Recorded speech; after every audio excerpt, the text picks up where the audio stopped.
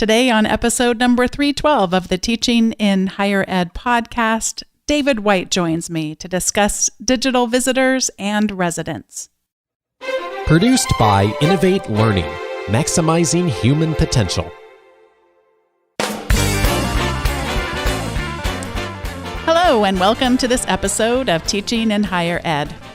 I'm Bonnie Stachowiak, and this is the space where we explore the art and science of being more effective at facilitating learning. We also share ways to improve our productivity approaches so we can have more peace in our lives and be even more present for our students.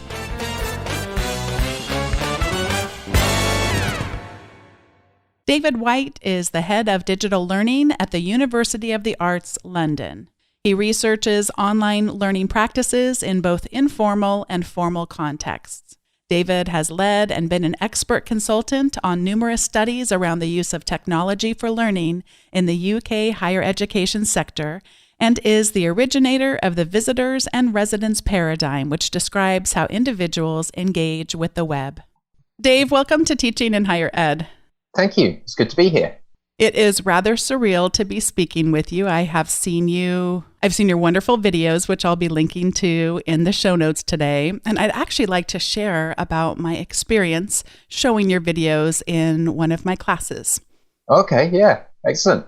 For people not familiar, there is a video where Dave introduces the model of visitors and residents, which we'll be exploring today.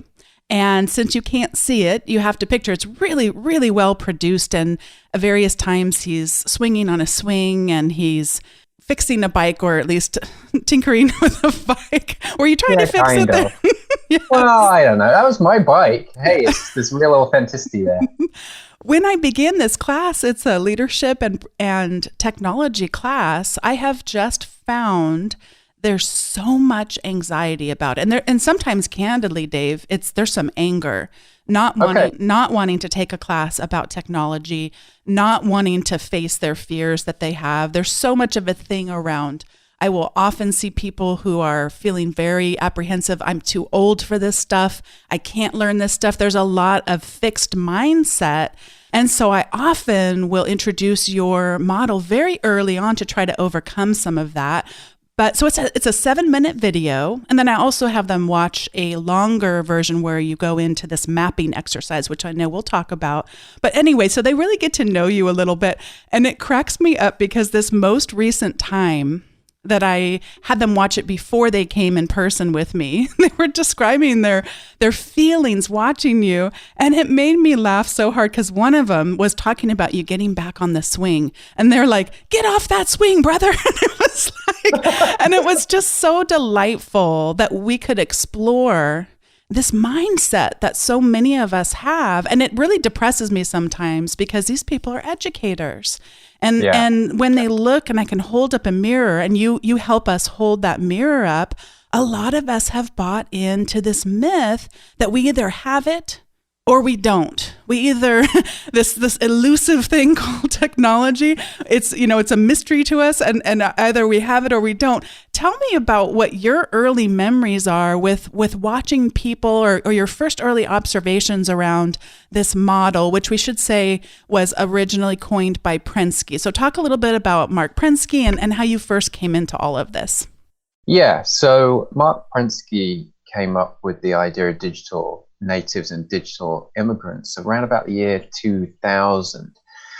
And that became extremely popular. And I think one of the reasons it was extremely popular is kind of a sort of a mirror of what you're saying about those people in the sessions that you mentioned, which was that people kind of liked the idea of there being a generation gap, that there was a whole generation of people that were good with technology, but the older folk were just somehow fundamentally not as good with technology, and that was always going to be the case.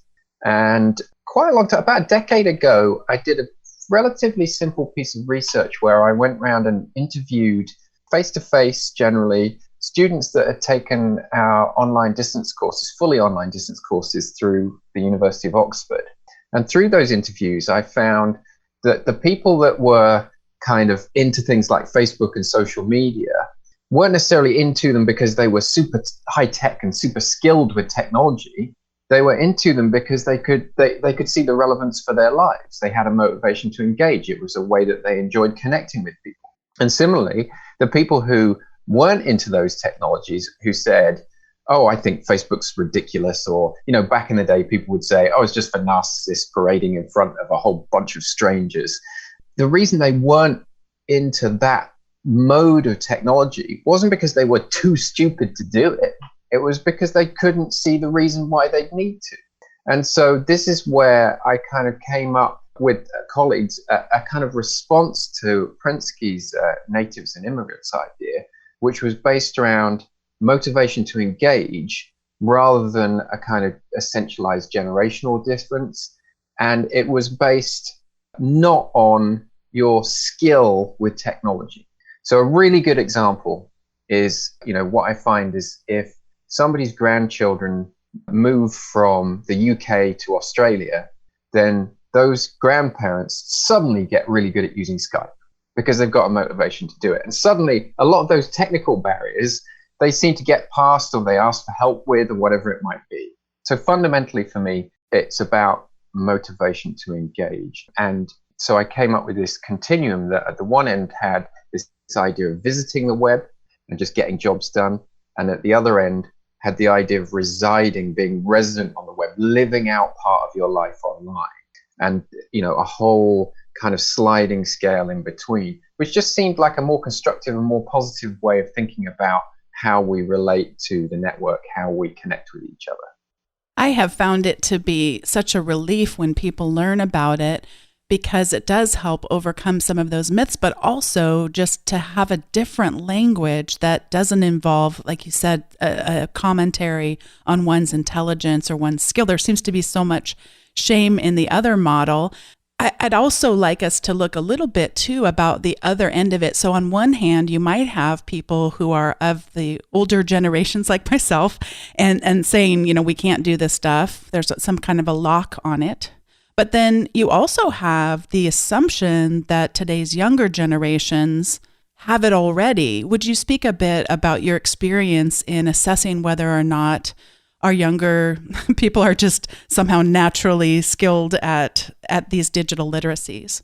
Well, it's interesting that you use the term digital literacies there, because I think what I'd say is that the same applies, is that younger folk will get involved with technology that they see as relevant to their lives and might be really, really fluent in it. But that doesn't necessarily mean that they've got a broad range of digital literacies. So when they come to, say, scholarly work or education, they could be brilliant on social media, whatever you think brilliant might mean, but it doesn't necessarily mean they can do things like critically evaluate information, navigate, dialogue and discussion online. It doesn't necessarily mean that they're comfortable with forms of digital identity that go beyond their social circle, for example. And I think in education, sometimes we misidentify those things. So I think historically, we see young people arriving in our institutions and they seem to have, quite often they appear to have better phones and laptops than we do. And they seem to have these fluencies that perhaps we can't exactly tap into. But it's not to do with how good they are with the technology. It's to do more with the way that they perhaps socialize in different ways, or the way that their notions of what it means to be authentic might be different from us. So, generations do change in that sense. And I think the problem we've had is that we've misidentified those differences as forms of literacy. And that meant that there was this long period of time where we left a lot of students out in the cold because we assumed, a really blunt way of putting it is, in some senses, we assumed if they had a lot of Facebook friends that they'd be brilliant at doing online research. That's effectively what happened. And it sounds sort of ridiculous to say it out loud, but that was kind of what was happening. And what I find with students in my own institution and more broadly is actually they're really anxious about a lot of these things, and they're very well aware of what they don't know and what they know they don't know as well, if you like. So it's important to not confuse ownership of technology and social fluency with the kind of literacies that we hope to equip students with so that they can really navigate their studies and their education. You're really addressing trying to help people comprehend the breadth and depth of digital literacies. And we've just become so myopic on the social sharing or the social media lens. What tools or what tool do you use to help people broaden their view of all the kinds of things we might want to be building our own literacies on and our students?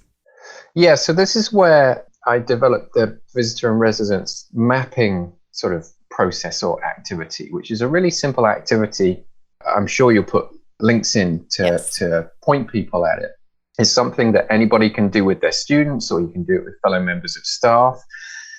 And it helps you to very quickly and easily create a kind of map of the things that you engage with online and the way that you use technology.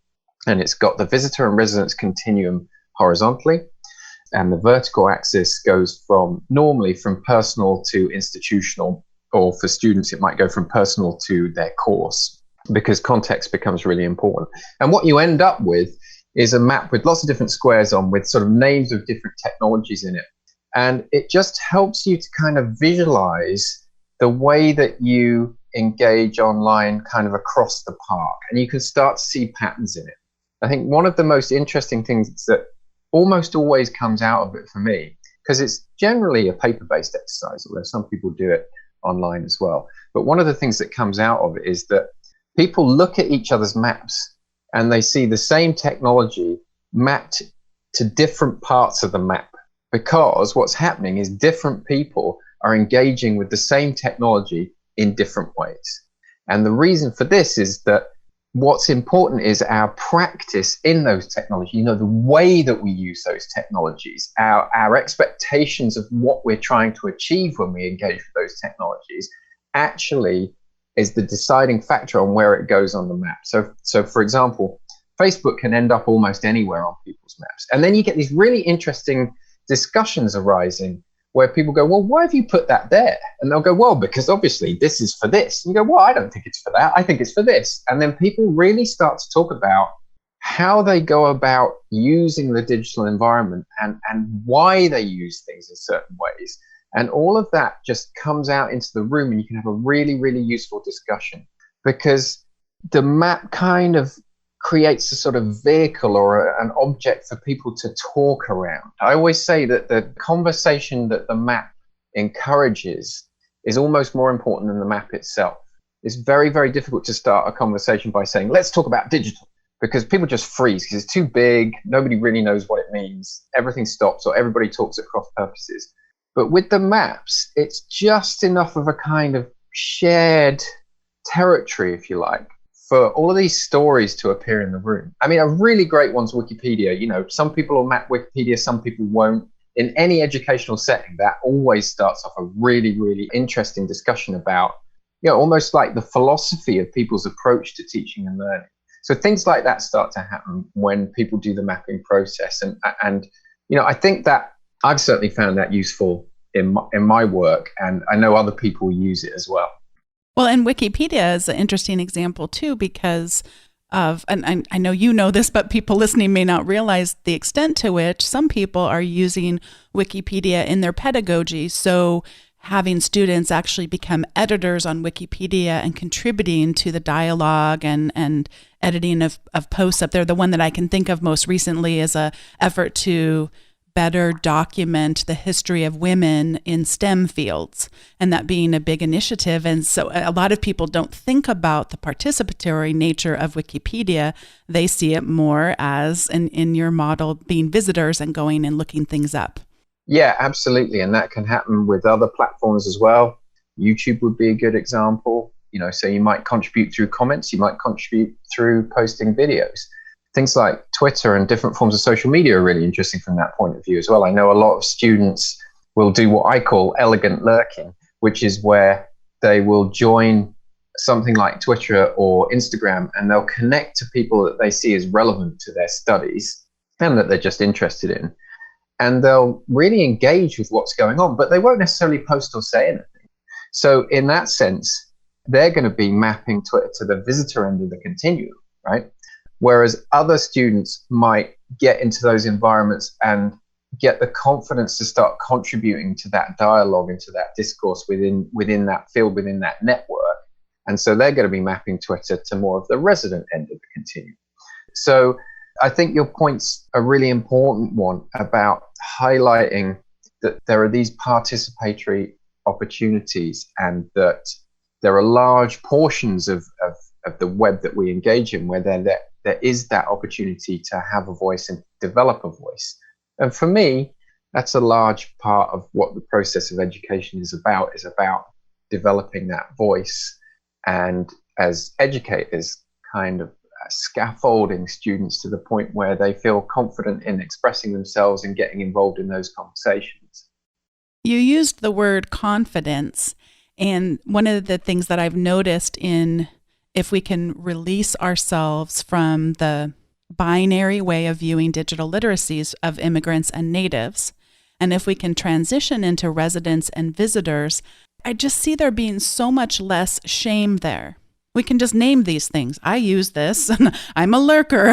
I don't leave a social trace in this particular tool. And it's describing our behavior instead of judging our behaviors online. And I have found that by doing that, it does release some people to grow that confidence and to then begin to want to share and engage. And for others, there may very well be absolute valid reasons. Valid, I'm putting sort of in air quotes on podcasting world. I got it. Because who am I to say what's valid and what's not? But I try to put myself in their situation and say, yeah, I don't know that I'd be too keen on sharing online in that particular context either. So we can move away from that. And to me, I have found that there's less unlearning then that has to happen. Unlearning is just, it's time consuming and it's difficult. And this, just by putting a new lens on it, we can say, oh, the other thing I wanted to mention is that you talked about relevance. And I have also found that rather than trying to cram a lot of digital literacies into a course, I mentioned this leadership and technology class. I used to have them, there was a textbook before in the class, and then they would blog about that textbook and they would tweet about that textbook and what we were learning. And today, all these years later, I've learned, no, just have them blog about something that's of interest. And sometimes it's a humorous blog. One woman, a couple of cohorts again, blogged about her dog, Dr. Lizzie. The entire blog was all this character of the dog, and it was so fun. And this time I'm teaching a class, and they all are passionate about this thing called an Instant Pot. I don't know if you're familiar with that, a pressure cooker. Oh yeah, pressure cooker, yeah. They've taken all the features of a pressure cooker, and they've developed personal essays about leadership qualities mapped to the features of a pressure cooker. And this because it also can be a slow cooker, and there's the pressure release valve and all these various things. And then by me allowing them to focus on the things that are most relevant to them, I just watch the digital literacies emerge out of relevance instead of out of me assigning it. As an example, the other night, we do work in Google Docs, and they were there, and someone said, I'm having trouble finding things. So right as before our very eyes, we're on Zoom and the person's sharing her screen, I can see someone else is going in and reorganizing all the documents because people are having trouble finding stuff. And then someone else is showing, oh, here's how you can make comments. Oh, here's how you can suggest edits. And I thought, oh my goodness, it's unfortunately taken me years to learn some of these things. But that focus on the relevance to me can provide that motivation that you described to engage in these ways that may be challenging for them. Have you seen similar things in your research and also in your teaching? Yeah, absolutely. And I think what you're describing there is a really important distinction, because the motivation to engage in blogging is not to learn the blogging platform, right? The motivation to engage is because you've got something you want to say.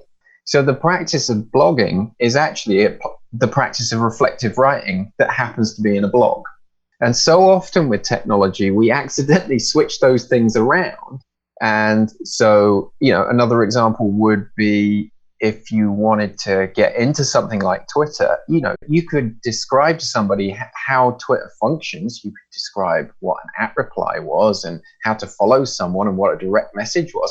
But that's not the practice of Twitter. The practice of Twitter is the posting and the conversations and the dialogue and the thinking that happens within that network.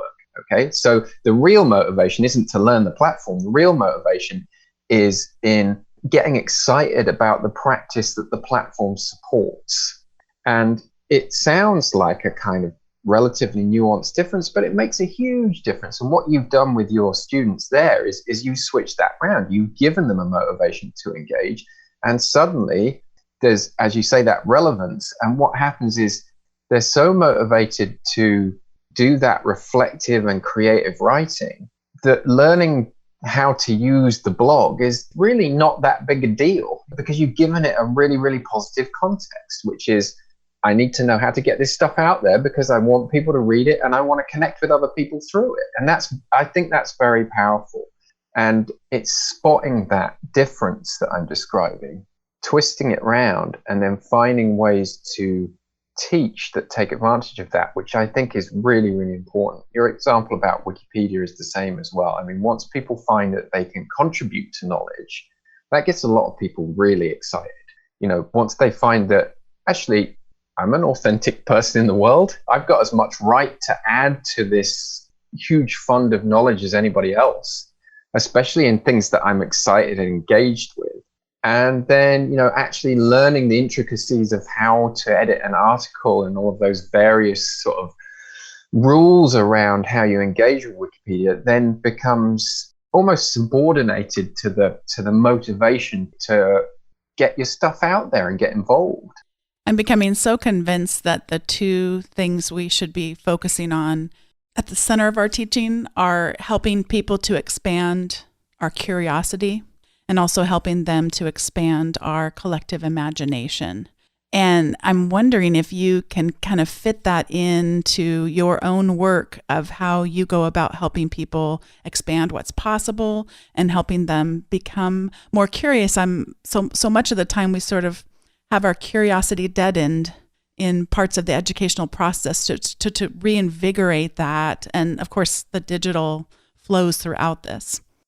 Yeah, absolutely. And a personal story from me is I started blogging quite tentatively a long time ago. And I wrote a blog post about a slightly wonky piece of research that I'd done that was nevertheless fairly novel. Mm-hmm. And 2 weeks later, I was sat in the audience in a conference, and the keynote speaker had included my blog post in his talk and gave a shout out to me.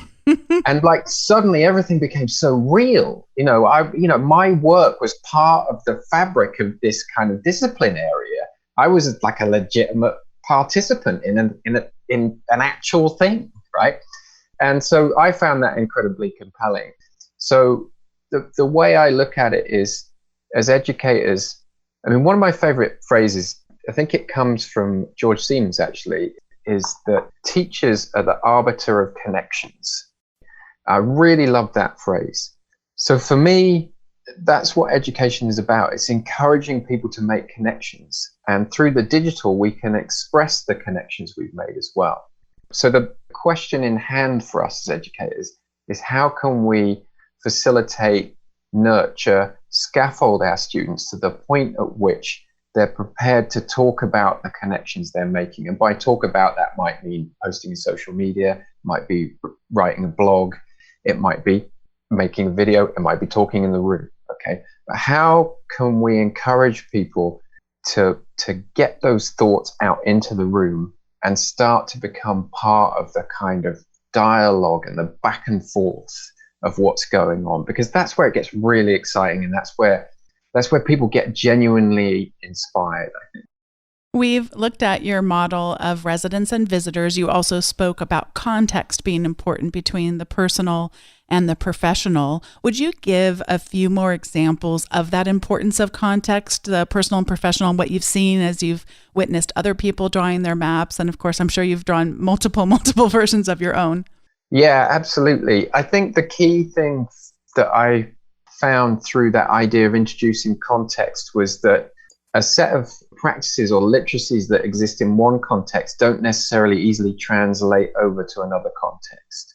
And the important one in that was perhaps maybe, I don't know, 6 or 7 years ago, around about that time, a lot of universities, for example, would say things like, well, we're going to start a kind of social media-like platform for the university. And they'd start it, and nobody would necessarily get involved with it.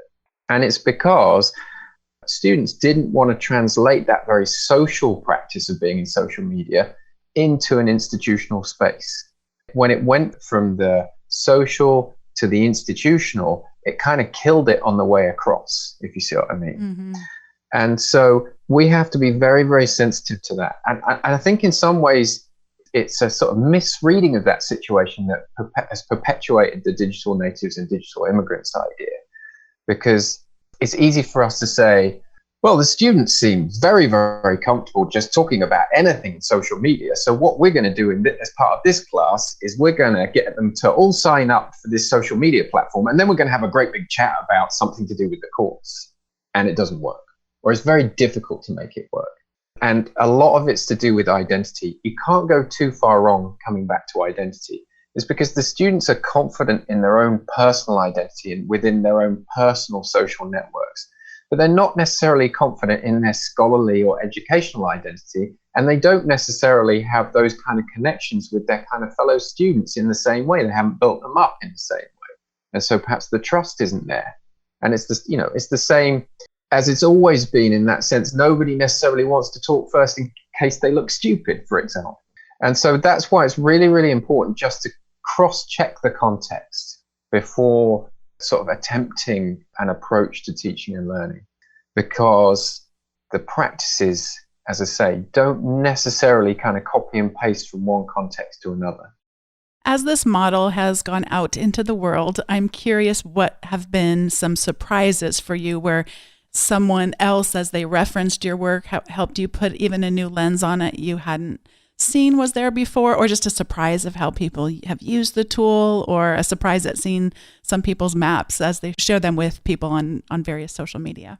Yeah, no, that's a great question. It's a funny thing because I feel like the idea's kind of grown up and left home and it wanders around the world, and occasionally I bump into it and I go, oh, you've become this thing, which I really love. You know, I'm a real advocate for that kind of open way of working. So it's been great to see that happen. I think one of the most surprising and rewarding uses of it that comes to mind is it's used quite extensively in a UK institution around social work. And the reason for that is very much around the residence idea. So a social worker in the UK will support people in various ways as they go through life, whether it's to do with work or with, life challenges they might have. And what this person had said was, well, we need to acknowledge that people live as much online these days as they do in the physical world. So if we're going to be effective social workers, we need to understand how people are living out their lives online so that we can support them in that too. And they've taken the visitor and residence idea and the mapping, and they've extended it and they've shaped it, and they use it with social workers to help tune them into that idea that actually the digital environment is as much where people live as the physical environment. And so we need to come to an understanding of it without being terrified of it. So that was so rewarding to see that, because you start with an idea that seems quite conceptual, and then it ends up supporting people that are going into a profession that very, very directly supports people in very, very real ways. I'm thinking about, I have a family member who is sadly very, very far down the road of Alzheimer's and dementia.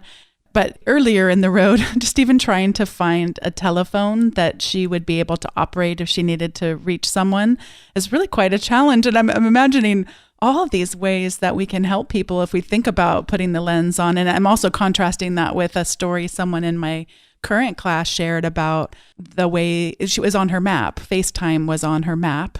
and she shared about her mother who's 95 years old and lives in Mexico, and they don't ever get to see each other. She doesn't get to see her grandkids in person, but boy, do they ever use the heck out of that phone, and just that lens of being able to see ways we can help other people navigate their life. That sounds like such a powerful use. That must have been very inspiring for you to know that it's extended It was really great to see that. And just thinking about your examples there, it's so easy for us these days to think of the digital environment as, polarized and aggressive and not inclusive and an unfriendly place.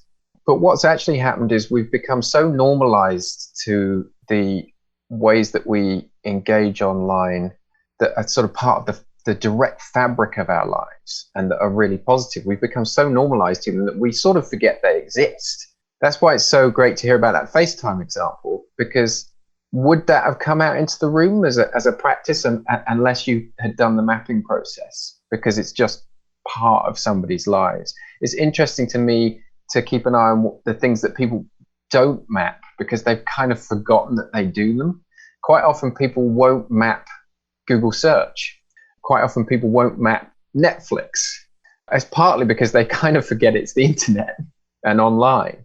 And that really shows you where these practices are so useful and so good at connecting us with other people that they've kind of disappeared into use. They've become transparent to us. And sometimes it's good to sort of reflect back on that and bring them back into the room. Otherwise, we only ever see the challenging stuff.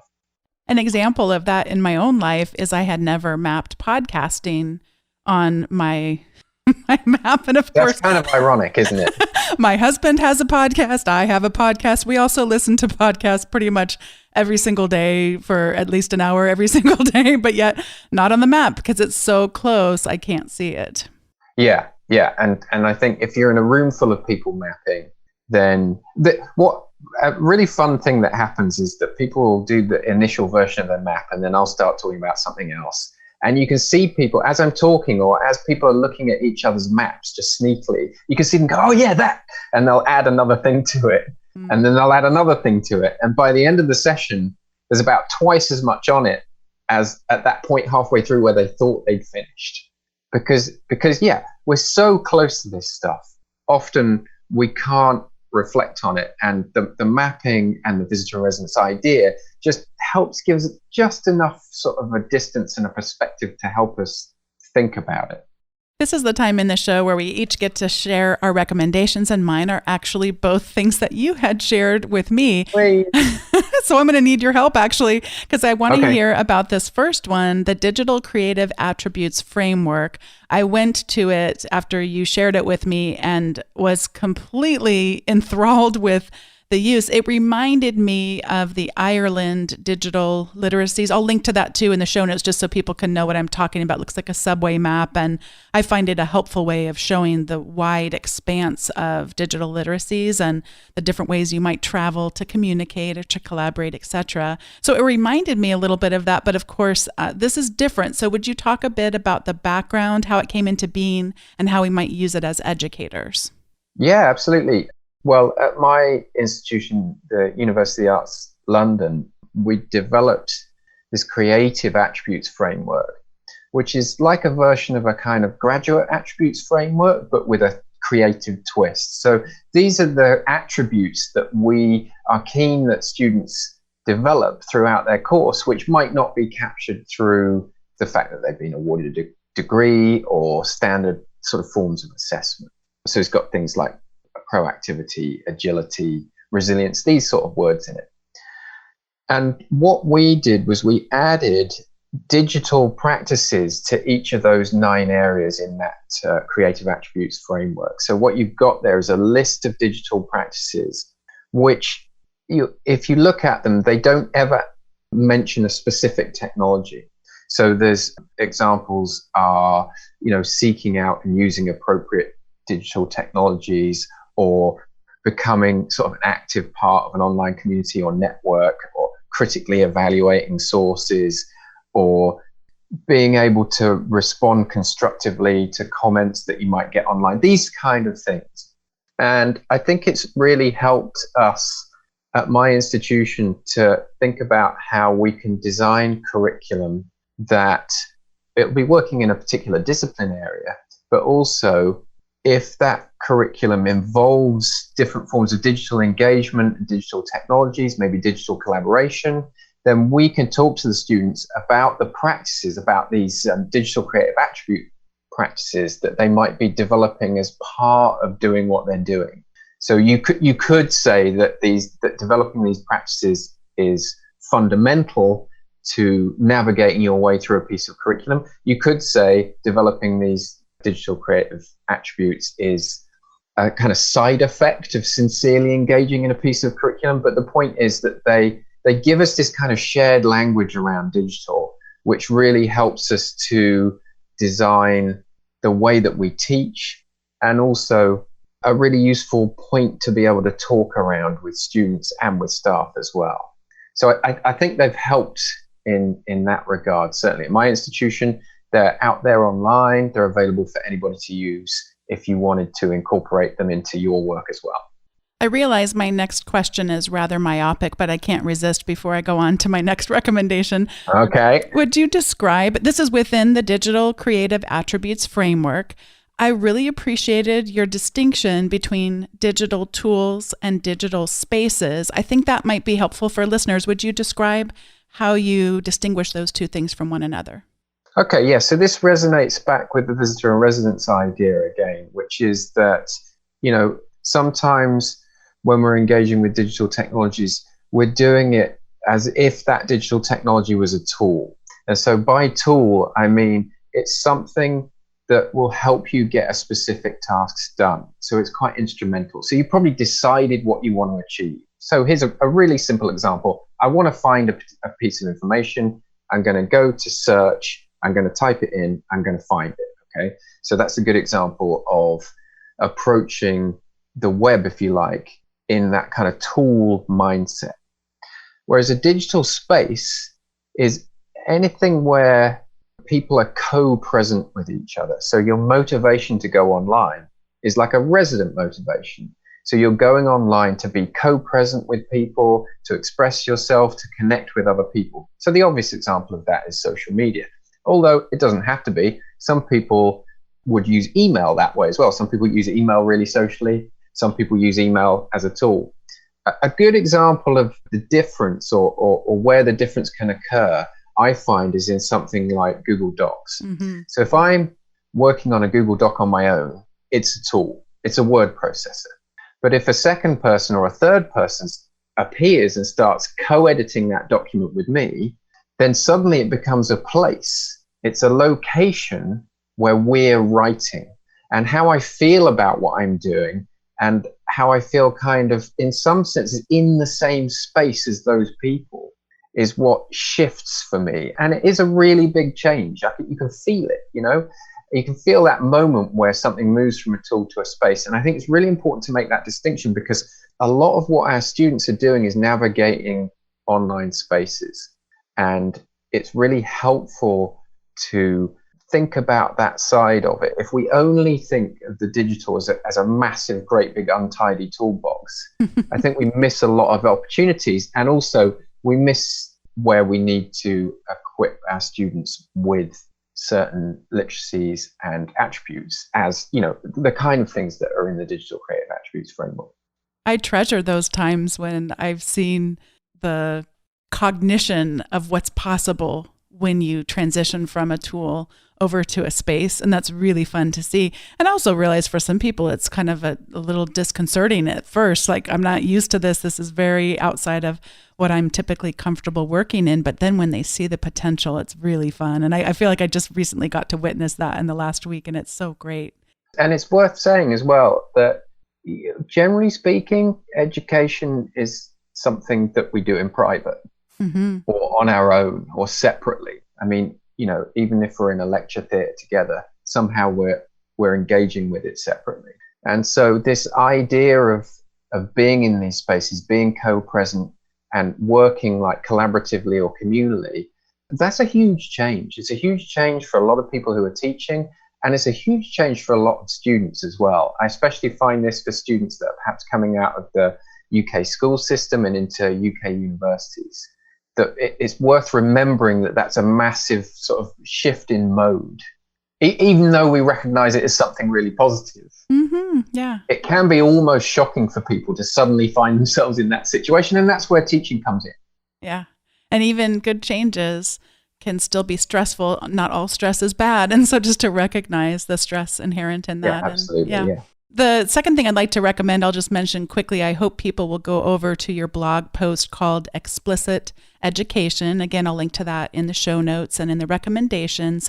What I appreciate about this post is just your emphasis on transparency and that being a centerpiece. And you look at things like the model of our university and how relevant it is, and some anxiety around technology. It's just a great read, very thought-provoking, and I feel like this just might have to be an excuse to have you back sometime because there's so much we I'd love to come back and talk about that. Yeah. You gave me such a hard challenge to say of these things we could potentially talk about, and I was like a kid in a candy store. I couldn't stop. So, well, I'm going to take that as a compliment.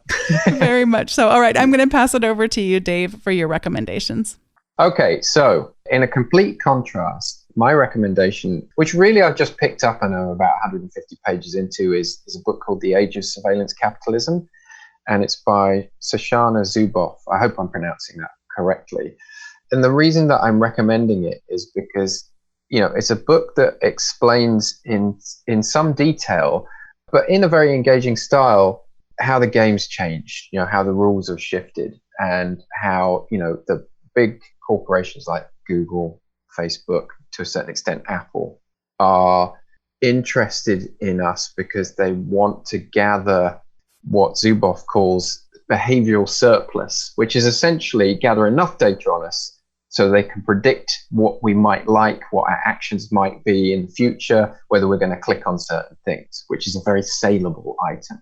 And the reason that I mention it is not to spread doom and gloom, but because I firmly believe that it's part of our responsibility to educate our students in the character of the digital environment along these lines. And that doesn't mean that we have to suddenly become despondent about that. I think what it means is that it gives us an opportunity to equip our students to kind of make critical decisions about that environment. We can't really not be in the digital environment these days, but we can be aware of what's going on and then make certain choices. So it's a term we use a lot in my institution, which is agency, the idea of personal agency. And, my view would be that actually quite a lot of education needs to be considering the motivations, if you like, to use that term again, of the digital environment that we are living within to a certain extent. And I think you can do that without necessarily being, as I say, like a naysayer about it.